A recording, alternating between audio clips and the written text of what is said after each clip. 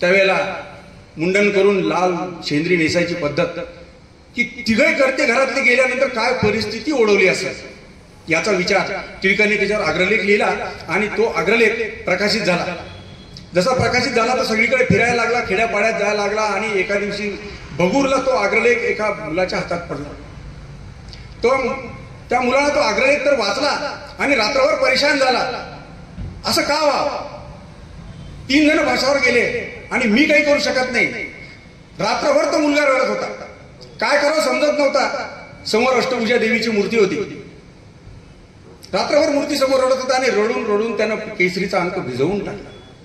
आता अष्टभुजाची देवी आहे त्यांची, ही कुलस्वामिनी कशी झाली तर सावरकरांचे आजोबा हे पेशव्यांच्या दरबारी सरदार होते आणि त्यावेळेला जी झोपायची पद्धत होती सरदारांची, रात्री अपरात्री काही हल्ला झाला तर त्या ठिकाणी असं पलंगावर झोपायचे, त्या बाजीवर झोपायचे आणि हात पुरा अशा उंचीवर तलवार लटकवायचे. एका रात्री खडबड ऐकू आली म्हणून त्यांनी कंदिलाची वाट मोठी केली, खाटकन तलवार काढली आणि पळाले. तर लुटारू काहीतरी पोतळी टाकून त्यांचे हे पकडणार म्हणून पळून गेले. ती जी पोतळी गोठडी होती त्याच्यामध्ये हिरे माणकं मोते आणि एक देवीची मूर्ती होती. ते दुसऱ्या दिवशी त्यांनी पेशव्यांना सगळं दाखवलं की हे झालं. ते म्हणे तुम्हीच पकडलं, माहीत नसतं झालं तर काय तुम्हीच घ्या. नाही मला काही नको, मला फक्त अष्टभुजा देवीची मूर्ती मला नाही.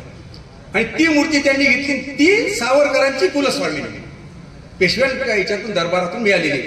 अष्टभुजा मूर्तीकडे रात्रभर हा बाल रडत होता आणि सकाळी सकाळी त्याला दृष्टांत झालं की देवी म्हणाले की अरे कोणाला का विचारतोस, कोण करल हे कार्य कोण करल, तूच का करत नाही, तूच हे काम करायला पाहिजे. आणि सकाळी 6-6:30च्या सुमारास तो छोटासा मुलगा त्या ठिकाणी उभा राहिला, हात जोडून उभा राहिला आणि त्याने शपथ घेतली की देशाचं स्वातंत्र्य मिळवण्याकरता सशस्त्र क्रांतीचा सेतू उभारून मारिता मारिता मरे तो झुंजेना.